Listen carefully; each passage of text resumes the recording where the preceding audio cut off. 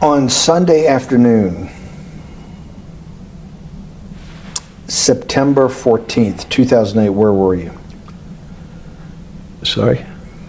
It was the night they put Lehman Brothers in bankruptcy in London. I was in jail. Seriously? Yes. So the financial crisis of 2008 happened when you were in jail? Yes. Oh, this is going to be so amazing. This is going to be so amazing.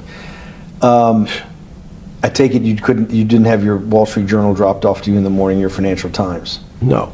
How did you hear about how did you hear about, because I want I forgot about this, but yes. I'm trying to get, this is going to be amazing. This is, let's go back and do that again.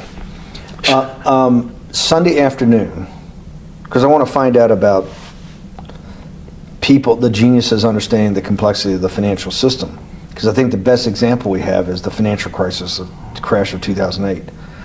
Sunday afternoon, September 14th, I think it was, 2008, is when they were working feverishly in Midtown Manhattan at the Lehman Brothers offices and at various law firms around town, and with the Secretary of Treasury in the Federal Reserve, what they're going to do with Lehman. They decided they weren't going to save it.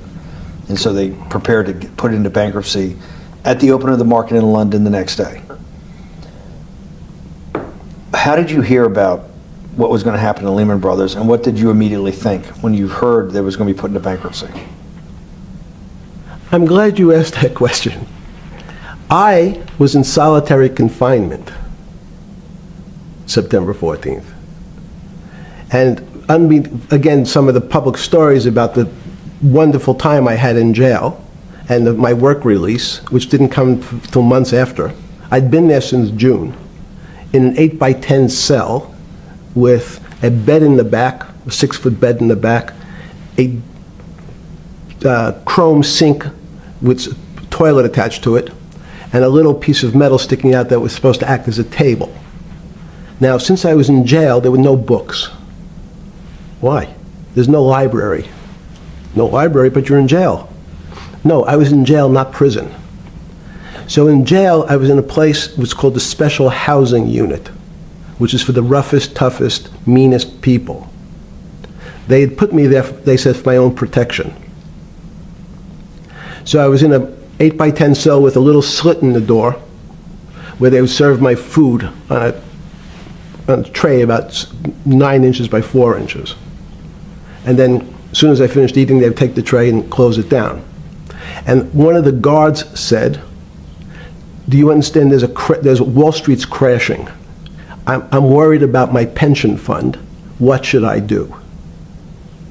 And I said, sorry, Wall Street's crashing? What's happened? And he said, there's some crisis and some companies are going bankrupt. I said, are you sure? And he said, yeah, it's all over the papers. We're all terrified we're going to lose our life savings because we have either a 401k or our pension funds. We don't know anything about money. Mr. Epstein, can you tell us, like, what's going on? Am I going to be able to afford my children's education? Am I going to be bankrupt like this company called Lehman Brothers? And there's another company in the front page today called Bear Stearns. Oh no, I said. Why? Because that's the company I was a partner in. And in fact, that was a company I had a very large investment in.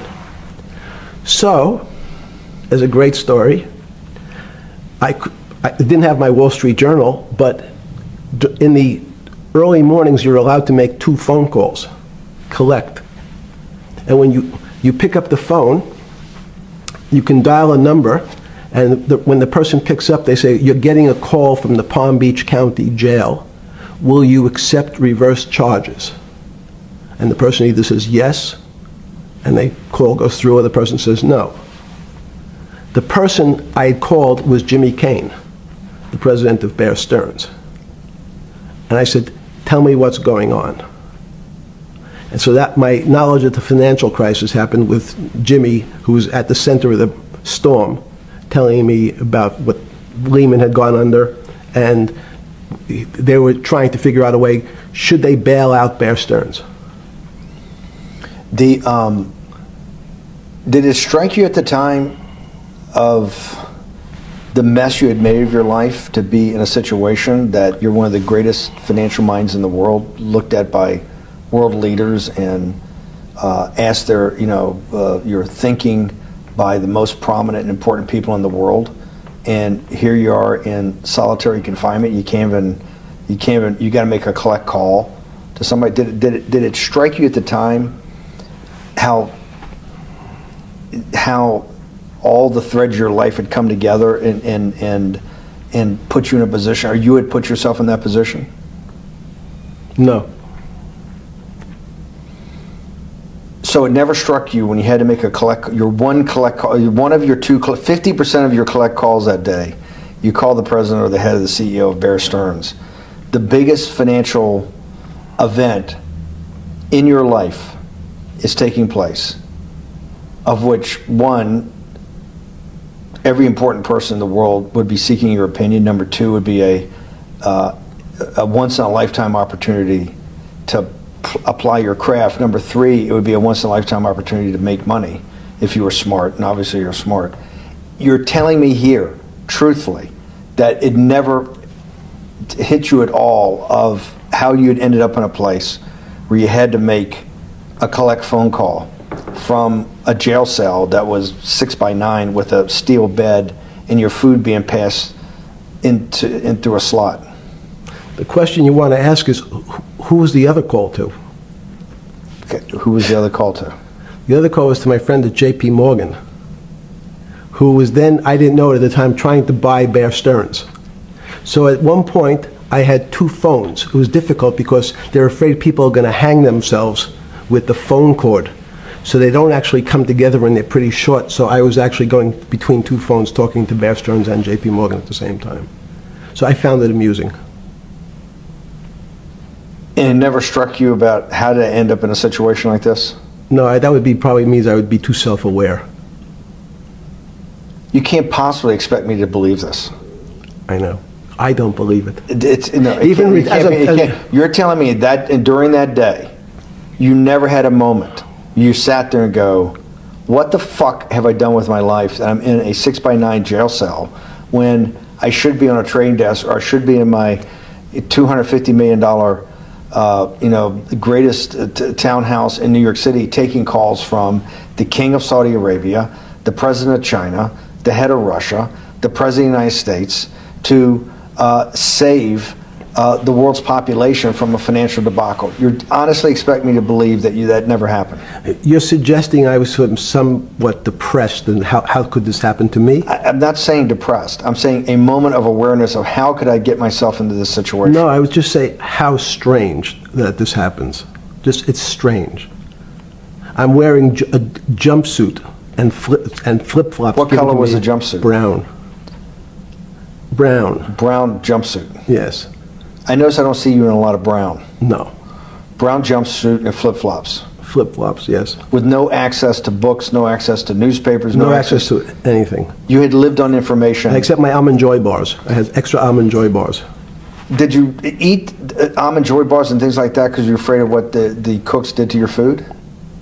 Yes. Is that because of that you were in for the crimes that you were in for? No, it was just in fact, I was... Is it because you're wealthy? Yes. How did you know that? Well, people would constantly come, if I was passing by or have to go for my medical, people would either ask to borrow money or make some other types of comments about... In the beginning... What were the comments? At the beginning, what were the comments? It serves you fucking rich guys right that you're here next to me. There was nothing about your crimes? No. So all this rumor you hear all the time about people in prison that commit the type of crimes you commit, you're saying in your personal thing is not true? No. It was all because you were rich? Yes. And it was all because they wanted to borrow money? Or get advice. Yes. Where they get advice to go long. Yes, you're telling me is this time to buy? You're telling me in solitary confinement they're interested in going long? Yeah. They want to know what does that say about human nature?